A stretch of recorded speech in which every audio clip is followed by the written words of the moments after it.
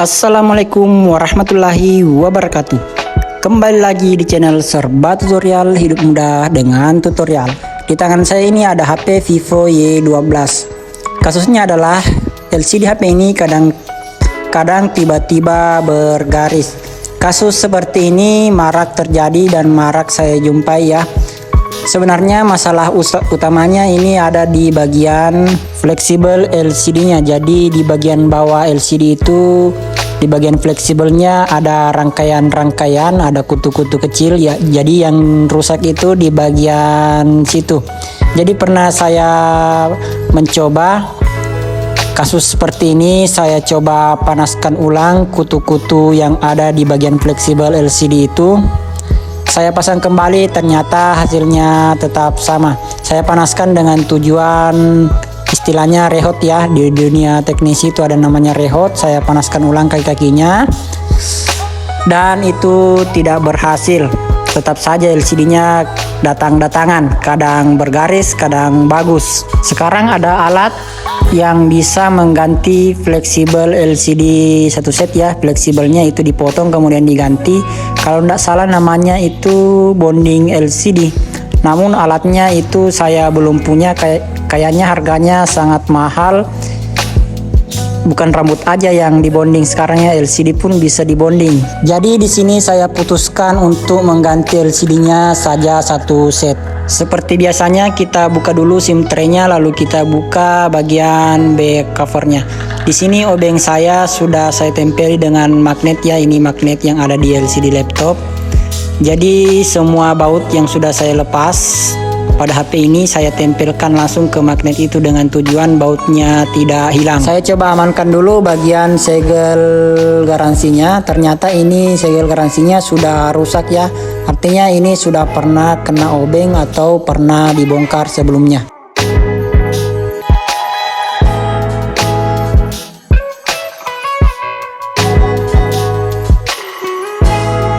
Setelah semua baut terlepas, saya buka bagian penutup mesinnya, kemudian saya buka soket, saya lepas soket-soketnya.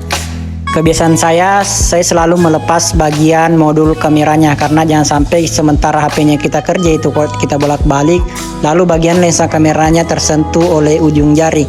Itu bisa mengakibatkan lensa menjadi kabur atau buram.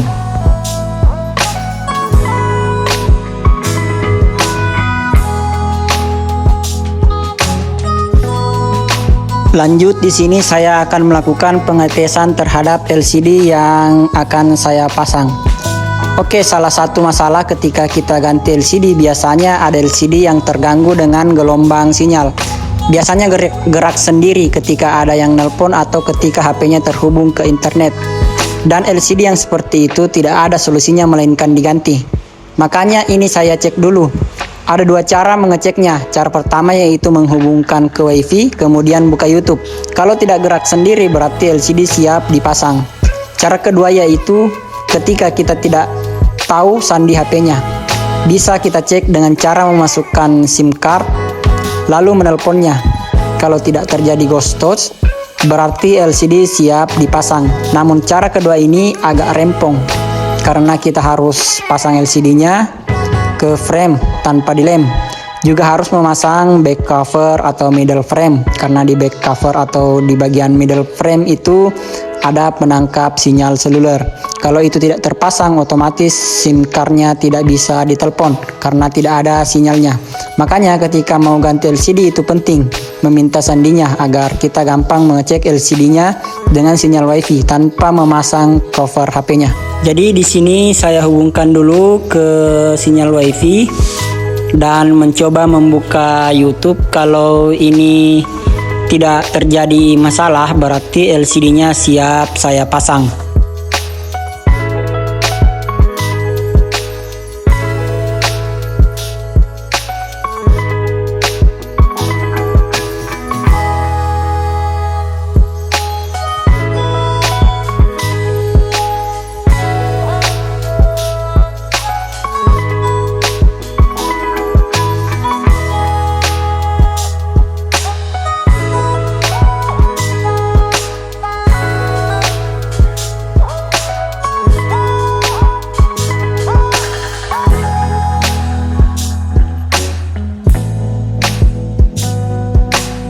Ini saya agak kesulitan ya mengeceknya karena HP-nya ini lalot, juga sudah muncul peringatan memori penuh ya. Jadi ini kayaknya bukan LCD-nya yang agak bagaimana, tetapi ini memang HP-nya yang agak lalot.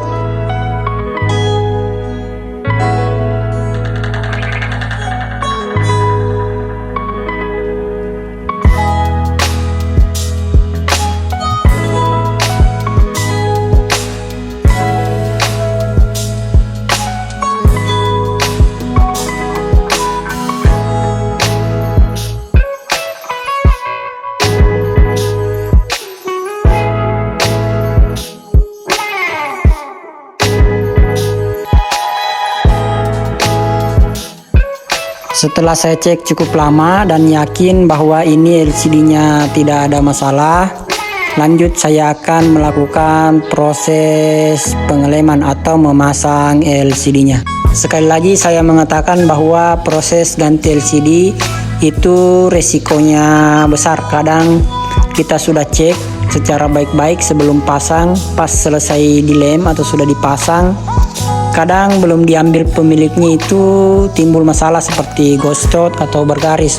Kadang pula sudah diambil oleh pemiliknya, dipakai beberapa saat, itu kadang timbul masalah mulai dari ghostot, bergaris lah, dan berbagai masalah lainnya ya. Jadi diantara 10 yang saya pasang LCD itu kadang ada satu yang bermasalah. Jadi pada LCD yang baru ini biasanya saya sileti bagian pinggiran anti goresnya ya, karena kadang ketika kita memasang LCD yang kita sangka presisi ternyata anti goresnya bukan LCD-nya ya. Jadi ini saya rapikan dulu ya bagian pinggiran anti goresnya. Lanjut di sini saya coba pasang double tape-nya yang ada di bagian bawah LCD. Ya, jadi double tape ini penting ya untuk merekatkan bagian fleksibel bagian bawah LCD ke LCD-nya. Karena kalau ini tidak dikasih merekat, itu kalau kita merapatkan LCD ke bagian frame, itu bagian bawahnya bisa terjepit oleh frame dan itu bisa fatal akibatnya. Jadi kalau ini biasanya selalu ada ya di bagian bawah kalau kita beli LCD. Namun kalau tidak ada, kita kasih double tape sendiri ya, kita kasih double tape-nya secara manual. Di bagian belakang LCD baru itu biasanya ada stiker seperti stiker garansi dan stiker lain-lain. Itu dibuka ya, karena jangan sampai ketika kita pasang itu bisa mengganjal LCD-nya. Bagian HP-nya saya buka dulu. Baterainya saya menggunakan bantuan cairan kontak cleaner ini agar gampang atau lemnya gampang terangkat ya. Di bagian plastik ini saya biasa membukanya dengan pisau cutter sebagai jalan untuk membuka fleksibel LCD-nya. Ini juga nanti memudahkan kita untuk memasang LCD karena tidak ada lagi yang menghalangi kita untuk memasukkan fleksibel LCD pada lubangnya. Karena saya lihat HP ini sangat kotor, jadi saya coba bersihkan dulu. Lanjut panaskan bagian pinggiran LCD. Ini bertujuan untuk melemahkan lemnya. Meskipun ini LCD-nya sudah rusak, namun saya akan mengangkatnya secara hati-hati. Mudah-mudahan ini berhasil. Karena kenapa? LCD seperti ini saya gunakan kembali untuk mengetes HP yang masuk. Karena kadang ada HP itu masuk layar gelap. Itu kita gunakan LCD untuk mengetes apakah memang LCD-nya yang rusak atau bagian jalur lampunya. Karena kadang ada HP yang masuk itu LCD-nya yang gelap, tetapi bukan LCD-nya yang rusak ya, melainkan lampunya pada mesin yang rusak. Jadi LCD yang saya tidak gunakan itu saya simpan untuk pengetesan seperti itu. Dalam mencongkel LCD biasanya saya selalu gagal ya, namun mudah-mudahan ini berhasil. Kalau alat congkelnya sudah masuk itu usahakan alat congkelnya berada di paling bawah dari lapisan LCD-nya. Karena LCD ini berlapis-lapis ya, jadi kalau salah masuk lapisan itu merusak LCD-nya. Jadi usahakan di alat congkelnya masuk di lapisan paling bawah ya. Alhamdulillah ini pengangkatan LCD berhasil ya. Jadi LCD-nya ini saya akan simpan untuk pengetesan jika ada HP yang masuk. Lanjut lakukan pembersihan di pinggiran LCD-nya. Ini saya bersihkan sisa-sisa lemnya ya.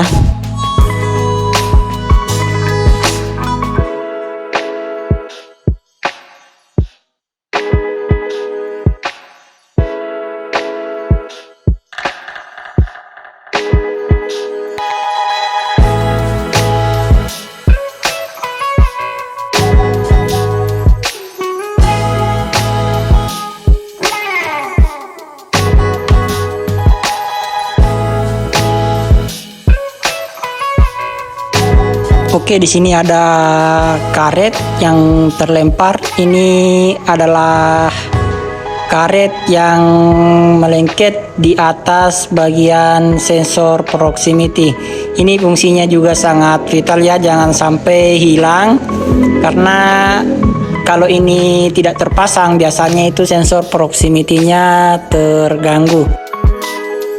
Dan ini saya pasang dulu, saya lem. Ini agak rempong sih memasangnya karena ini tidak boleh lemnya terlalu banyak, harus pas. Kalau perlu ya harus sangat-sangat hati-hati, karena ini kalau kita lem dan sensor proximity-nya ikut kena lem, itu bisa mengakibatkan sensornya itu tidak berfungsi. Jadi ini harus ekstra hati-hati ya. Jadi tempatnya itu di bagian sini di dekat kamera. Ada juga beberapa HP itu di samping kanan kamera.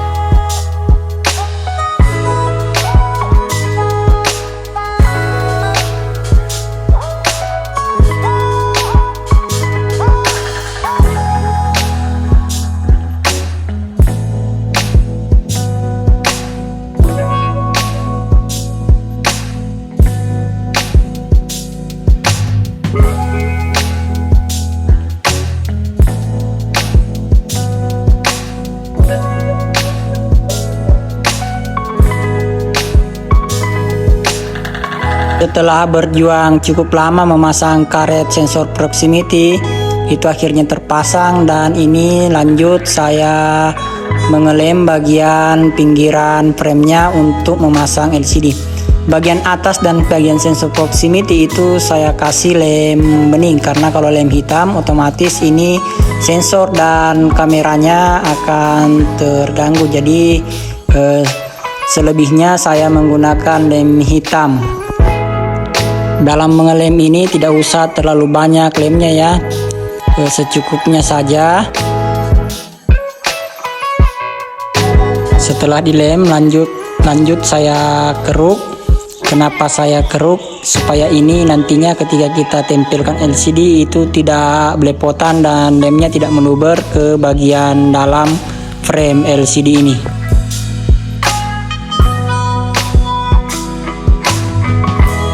Selanjutnya tinggal kita tempelkan LCD-nya.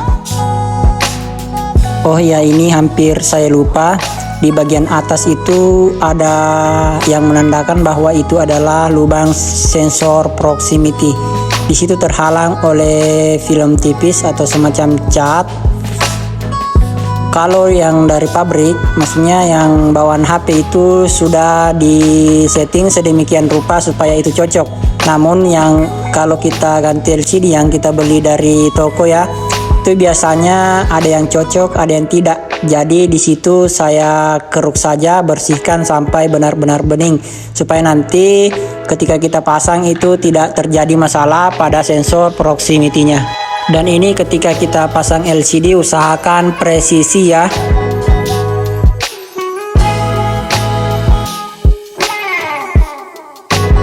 Lanjut saya akan pasang semuanya atau merakit semuanya kembali.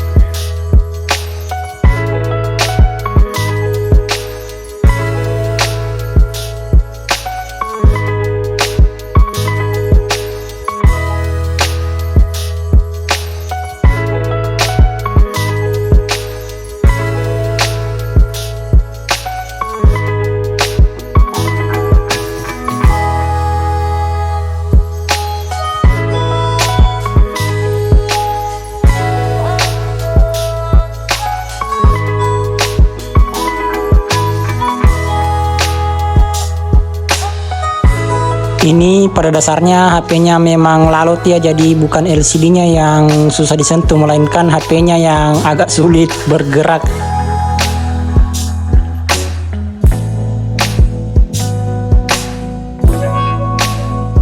Lanjut di sini untuk merekatkan, saya menggunakan solasi. Biasanya ada yang menggunakan karet, namun kali ini saya menggunakan solasi. Itu tergantung selera sih.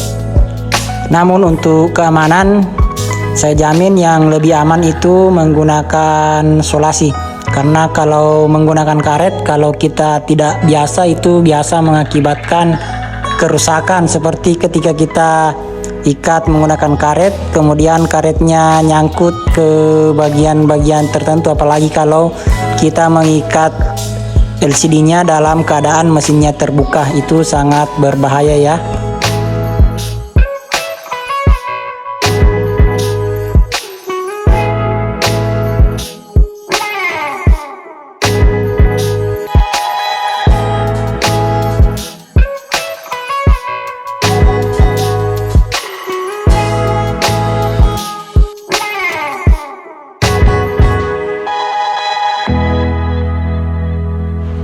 Di sini untuk mengecek sensor proximity-nya, saya mendownload aplikasi yang bernama Sensor Test. Biasanya orang itu kalau tidak ingin repot coba menelpon lalu menyentuh, kalau mati berarti sensor proximity-nya berfungsi. Ini saya menggunakan aplikasi ya. Setelah saya cek, ternyata sensornya ini berfungsi dengan baik.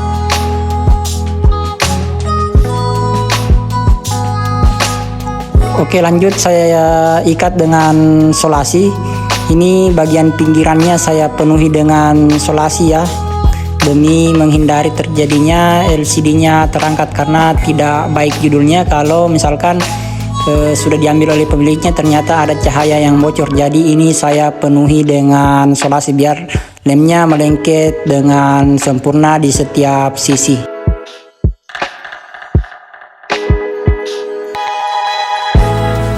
Di bagian tombol volume, karena tidak mungkin kita solasi nanti ini tertekan, jadi saya kasih semacam besi siku ya, lapisi tombol volumenya, kemudian saya solasi seperti ini. Setelah semua bagian saya sudah solasi, saatnya saya menunggu beberapa jam, kemudian nanti saya akan melepas solasinya ketika lemnya ini sudah saya anggap sudah kering. Oke, ini sudah sekitaran beberapa jam, kisaran 2 jam. Saya anggap ini lemnya sudah kering. Saatnya saya buka solasinya.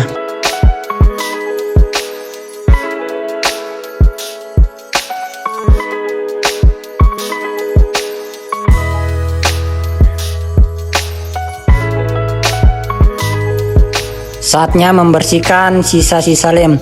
Ya, jadi dalam membersihkan lem itu saya menggunakan lap yang sudah diolesi dengan cairan bensin atau pertalite. Ini bertujuan untuk melelehkan sisa-sisa lem yang ada di bagian pinggiran LCD. Ya, jadi kalau ada lem itu kena cairan pertalite bisa meleleh. Namun ini tidak sampai ke bagian dalam ya, yang melelehnya itu sisa lem yang bagian luar saja. Kemudian setelah saya lap menggunakan bensin, itu selanjutnya saya lap menggunakan lap yang sudah diolesi dengan minyak kayu putih. Setelah itu, setelah yakin bersih, baru saya lap menggunakan tisu kering. Oke, ini untuk keseluruhan sudah selesai ya, tinggal kita cek-cek dulu.